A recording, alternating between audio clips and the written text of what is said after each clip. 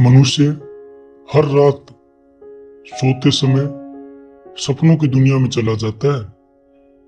दिन भर का थका हुआ शरीर बिस्तर पर गिरता है, आंखें बंद होती है और भीतर कोई दूसरा संसार शुरू हो जाता है।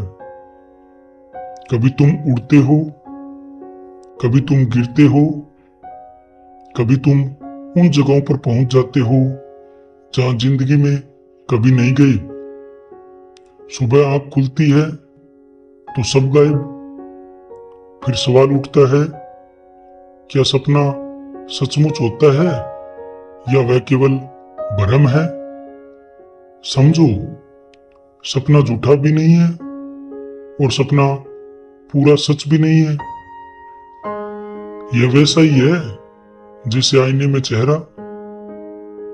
आईने में जो चेहरा दिख रहा है वह झूठा नहीं है, पर वह तुम्हारा असली चेहरा भी नहीं है। वह सिर्फ प्रतिबिंब है।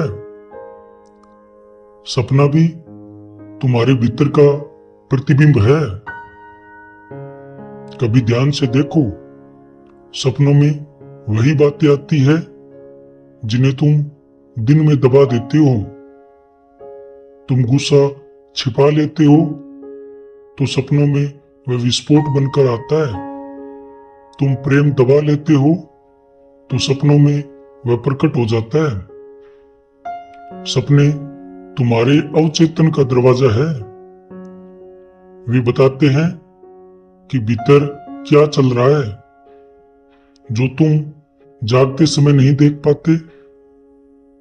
लोग सपनों को बेकार समझते हैं, पर अगर तुम समझो तो सपना तुम्हारे मन का नक्शा है। सपने तुम्हें इशारा देते हैं कि भीतर कौन सी गांठें हैं, कहां दबाव है, कहां लालसा है, कहां पीड़ा छुपी है। अब सवाल उठता है, क्या सपना असली होता है? उत्तर यह है, अगर तुम उसे केवल कहानी मानो तो वह झूठ है, लेकिन अगर तुम उसे संदेश मानो तो वह सच्चाई का आईना है। सपना उस चेतना का द्वार है जो गहरे स्तर पर काम कर रही है। ध्यान में एक रहस्य और खुलता है। जैसे जैसे साधक गहराई में उतरता है, वैसे वैसे सपनों की भीड़ कम होने लगती है।